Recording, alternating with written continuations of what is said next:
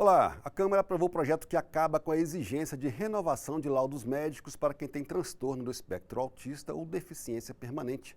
Também aprovou a destinação de recursos das multas de trânsito para pagar a carteira de motorista da população de baixa renda, sem contar pensão vitalícia para ex-combatentes, acordos de comércio do Mercosul e muito mais. Vamos começar com os benefícios para quem mais precisa. Deputados e deputadas aprovaram 2 projetos que ajudam pessoas com transtorno do espectro autista e quem tem outras deficiências. E eles já foram enviados para o Senado. Um dos projetos torna sem prazo de validade definido o laudo que atesta deficiência permanente, ou TEA, como é chamado o transtorno do espectro autista. Se virar lei, as pessoas nessa situação e suas famílias não serão mais obrigadas a renovar periodicamente atestados para comprovar condições que são permanentes. Isso é importantíssimo, porque muitas pessoas não têm condições de refazer as vistorias de saúde por questões financeiras ou mesmo de acessibilidade. Eu vou dar um exemplo me citando. Não faz sentido pessoas que não têm um olho, como eu, precisem comprovar todos os anos que continuam monoculares. Isso serve, é claro, para as outras deficiências também. Na prática, este projeto garante a essas pessoas que vão conviver com seu diagnóstico por toda a vida o direito de, uma única vez, ter toda a documentação médica que precisa e, assim, excluir a necessidade de ter que, periodicamente, se submeter ao mesmo processo para, no final, ter a mesma resposta. Outro projeto aprovado garante prioridade de atendimento nas filas a pessoas com transtorno de espectro autista, doadores de sangue e pessoas com mobilidade reduzida. A proposta estende a esses grupos o direito a atendimento prioritário, que já beneficia pessoas com deficiência, idosos, gestantes, lactantes, as pessoas com crianças de colo e obesos. Essa importante matéria de incentivo à doação de sangue, que a gente sabe que pós-pandemia nós tivemos grandes dificuldades nos bancos de sangue que causam muitas vezes a morte de muitas pessoas que sofrem acidentes, de muitas pessoas que precisam de transfusão de sangue em cirurgias, em diversas hipóteses, e que também traz a prioridade de atendimento para pessoas que têm cada vez mais, e isso é uma boa notícia, chamado a atenção do parlamento, que são aquelas pessoas com espectro autista. O plenário também aprovou e já enviou para o Senado projeto que direciona parte dos recursos arrecadados com multas de trânsito para que pessoas de baixa renda tirem sua carteira de motorista.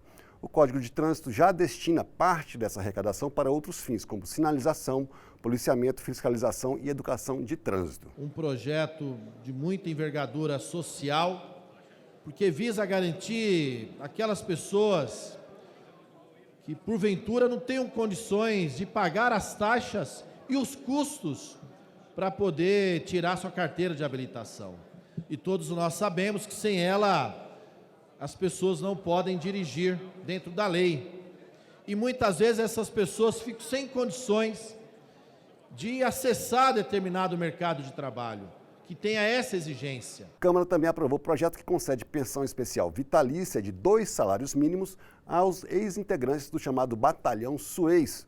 O Batalhão Suez foi como ficou conhecida a tropa brasileira que fez parte de uma missão da ONU encarregada de manter a paz em um conflito no Oriente Médio em 1956. Essa guerra ocorreu entre o Egito e uma coalizão formada por Inglaterra, França e Israel pelo controle do Canal de Suez. Essa força recebeu o Prêmio Nobel da Paz em 1988 e o projeto seguiu para a sanção presidencial e pode virar lei. Essa é uma luta de muitos anos. Os heróis do Batalhão de Suez já têm mais de 80 anos, todos eles. Foi uma luta da década de 50. Já receberam o Prêmio Nobel em 1988, Prêmio Nobel da Paz. São reconhecidos no mundo e vêm lutando por essa pensão vitalícia há muitos anos. Muitos anos. E muitos deles já faleceram, deixaram suas famílias sem proteção. O plenário da Câmara também aprovou os textos de 3 acordos internacionais apresentados pela representação brasileira no Parlamento do Mercosul. Um dos acordos define regras para que empresas dos países do bloco possam participar de licitações públicas. O segundo simplifica procedimentos para o trânsito de mercadorias nas fronteiras. E o terceiro estende acordos de comércio e serviço entre os países do bloco e a Colômbia. O que é importante é que nós possamos, enquanto Parlamento Nacional, valorizar estes países que conosco formam o Mercosul e que possam se robustecer economicamente. de tal sorte que as nossas empresas, nossos empresários, nossos empreendedores, nossos trabalhadores encontrem espaço. O brasileiro na Argentina e vice-versa. Argentino no Uruguai e vice-versa, Uruguai no Paraguai, ou seja, entre si. Com a implementação desse acordo, espera-se que o comércio entre os países do Mercosul seja estimulado e que as empresas possam reduzir seus custos e aumentar sua competitividade, caminhando na direção da prosperidade econômica que se busca com a promulgação do presente projeto de decreto legislativo. Além disso, a facilitação do comércio certamente terá um impacto positivo sobre o crescimento econômico da região, trazendo ganhos para todos os signatários. Deputadas e deputados aprovaram ainda projetos que criam datas específicas para homenagear ou promover campanhas de conscientização e de enfrentamento ao crime e doenças. Um dos projetos aprovados cria o Dia Nacional em Memória das Vítimas da Covid-19, a ser celebrado em 12 de março de cada ano. Nessa data, em 2020, morreu a primeira vítima oficial da doença no Brasil, Rosana Aparecida Urbano. Depois disso, foram quase 700 mil mortes. Hoje nós homenageamos a data da primeira vítima da Covid no país e depois nós vamos ter uma outra oportunidade de votar aqui o memorial às vítimas desta tragédia sanitária vivenciada aqui no nosso Brasil. Outra proposta torna 25 de outubro o Dia Nacional de Combate ao Estupro. A autora da proposta, a ex-deputada Margarida Salomão, escolheu a data para lembrar a prisão e estupro da madre Maurina Borges da Silveira, em plena ditadura militar. Data da prisão nos idos da ditadura, que ninguém aqui quer ver de volta, da madre Maurina Ribeirão Preto, que foi barbaramente torturada e estuprada na prisão. Isso é abominável em qualquer circunstância. Que bom que houve unanimidade humanística e civilizada desse plenário em relação a isso. O terceiro projeto cria o Programa Nacional de Prevenção da Depressão, campanha de conscientização que ocorrerá todos os anos durante a Semana Nacional de Conscientização sobre a Depressão. Uma lei aprovada no ano passado já prevê a semana dedicada ao assunto, sempre perto do dia 10 de outubro. Entre os objetivos do programa estão o combate ao preconceito contra as pessoas com depressão e o acesso ao tratamento no Sistema Único de Saúde, com prioridade para ações preventivas.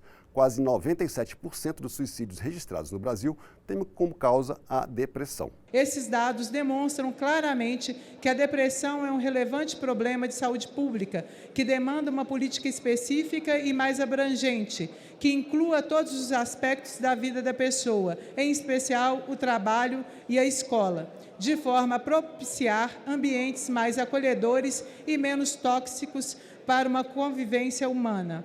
O papel do poder público na prevenção, no tratamento e na proteção das pessoas é inafastável.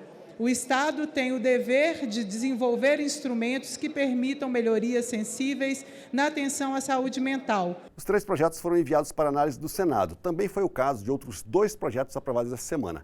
Esses projetos criam cargos na estrutura do Conselho Nacional de Justiça, o CNJ, e no Tribunal de Justiça do Distrito Federal. O custo de cada um dos projetos será de cerca de R$1 milhão por ano, o que rendeu debate no plenário. Esse recurso, obviamente, ele seria ou poderia ser utilizado de outra forma, investindo em mais tecnologia, por exemplo, em mais cursos, em mais efetivação do trabalho da estrutura que já existe.